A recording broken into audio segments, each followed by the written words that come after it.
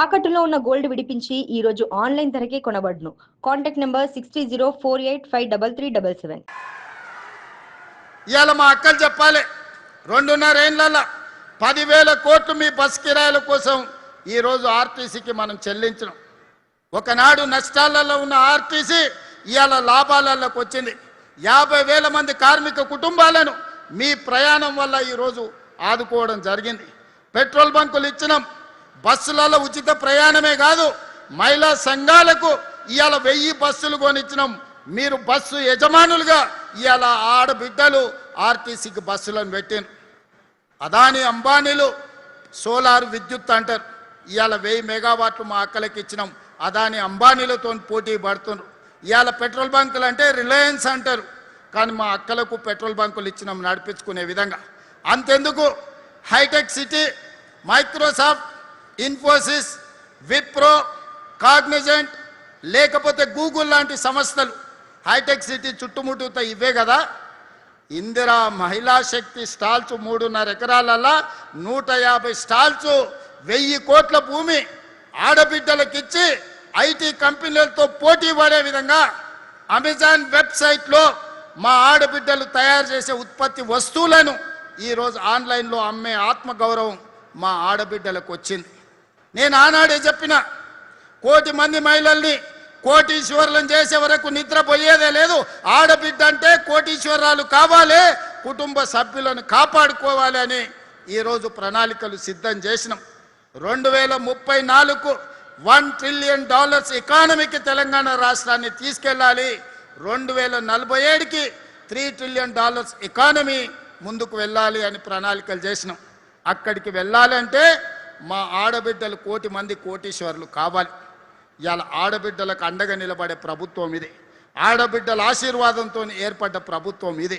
అందుకే ఈ ప్రభుత్వంలో మొదటి ప్రాధాన్యత ఆడబిడ్డలకు ఉంటుంది, రెండో ప్రాధాన్యత మా నిరుద్యోగ యువకులకు ఉంటుంది. అందుకే young India skills university, young India sports university, young India integrated residential schools పెట్టి సంవత్సరానికి 27,000 కోట్ల రూపాయలు పేదల విద్య కోసం ఖర్చు పెడుతున్న ప్రభుత్వం, 8% నిధులు ఇచ్చిన ప్రభుత్వం దేశంలోనే తెలంగాణ ప్రభుత్వం అని ఈరోజు నేను గొప్పగా చెప్పదలుచుకున్నా. అందుకే ఈనాడు కిషన్ రెడ్డి గారికి, చంద్రశేఖరరావు గారికి నా విజ్ఞప్తి ఒక్కటే, చేతనైతే సహకరించండి, మీ అనుభవంతో సూచన చేయండి. లేకపోతే మీ అబద్ధాలతో, మీ అవినీతితో, మీ అహంకారంతో ఈ తెలంగాణ అభివృద్ధిని అడ్డుకోకండి. మీ చీకటి ఒప్పందాలు, మీ గూడు పుటానీలు తెలంగాణ యువత గమనిస్తూనే ఉన్నారు. ఇవాళ ఎప్పుడు అభివృద్ధి కోసం నేను పోయి ఢిల్లీలో కలిసి వచ్చినా 3 రోజుల తర్వాత కిషన్ రెడ్డి పోయి కలుస్తాడు. నేను ప్రధానమంత్రిని కలిస్తే వెనకంగానే ప్రధానమంత్రిని కలుస్తాడు. నేను అర్బన్ డెవలప్మెంట్ మినిస్టర్ని కలిస్తే 3 రోజుల తర్వాత కలుస్తాడు. నేను రైల్వే మినిస్టర్ని కలిస్తే 3 రోజుల తర్వాత పోయి కలుస్తాడు. నేను కలుద్దాం రమ్మంటే రాడు. నేను కూర్చొని వాళ్ళని ఒప్పించి మెప్పించి ఒక దారిలోకి పట్టుకొస్తే మన మంచి కాసిన పాలలో ఉప్పేసినట్టు పోయి చెప్తాడు, నువ్వు ఇస్తావు అంటే ఆయనకు పేరు వస్తుంది, మళ్ళీ వాళ్ళ ప్రభుత్వం వస్తుంది, నువ్వు చెయ్యకని పోయి కాళ్ళలో కట్టబెడుతుంటాడు ఈ కిషన్ రెడ్డి. ఇట్లాంటి బుద్ధులు మానుకోండి కిషన్ రెడ్డి గారు. ఈ తెలంగాణ ప్రజలు గమనిస్తున్నారు.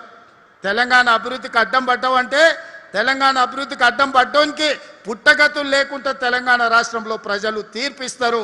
మళ్ళీసారి మీరు ఒక్కరు కూడా బతికి బట్టగట్టి ఢిల్లీకి ఊరు. అందుకే ఈనాడు ఇంత మంచి కార్యక్రమం, అభివృద్ధి కార్యక్రమాల్లో భాగంగా మీరందరు ఇక్కడికి వచ్చిండ్రు. మీ ఇప్పటి వరకు గాంధీ గారు చాలా ఇంకా చిట్టా చదివేండు.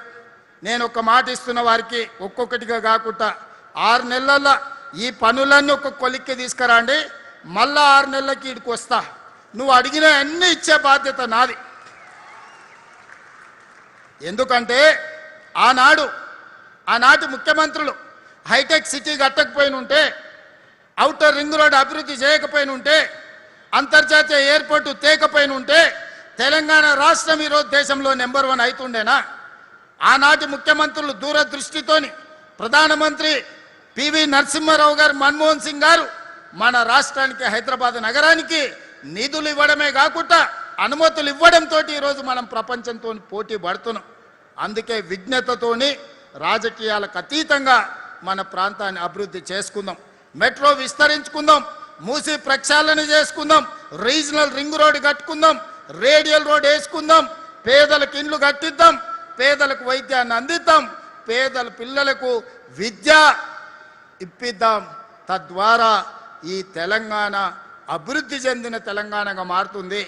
ఆనాడు వాళ్ళు విధ్వంసం చేస్తే ఈనాడు తెలంగాణను వికాసం వైపు నడిపించడానికి మన ప్రభుత్వం పనిచేస్తుంది. నిండు మనసుతోని మీరు ఆశీర్వదించండి. రాబోయే 24 నెలలు నిరంతరం రోజుకు 18 గంటలు పనిచేసి అభివృద్ధి చేసే బాధ్యత మాది. ఆఖరి 6 నెలలు ఎన్నికల కోసం, రాజకీయాల కోసం వస్తాం. ఆనాడు ఈ ప్రాంతంలో జరిగిన అభివృద్ధి, షేర్లింగంపల్లి 5-6 అసెంబ్లీలు అయితే రాబోయే రోజుల్లో వేదిక మీద ఉన్న మిత్రులందరికీ టికెట్లు ఇచ్చే బాధ్యత నాది. వాళ్ళందరినీ గెలిపించుకునే బాధ్యత అరికపూడి గాంధీది, పట్నం మహేందర్ రెడ్డిది, శ్రీధర్ బాబు గారిది.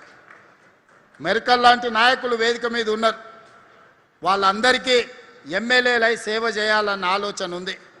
రేపు షేర్లింగంపల్లి, కుక్కట్పల్లి, కుత్బుల్లాపూర్లోనే ఈ 3 కనీసం 10 నియోజకవర్గాలు అవుతాయి. సీట్లు పెరుగుతాయి. వేదిక మీద ఉన్న వాళ్ళందరికీ సీట్లు ఇచ్చే బాధ్యత కాంగ్రెస్ పార్టీ తీసుకుంటుంది.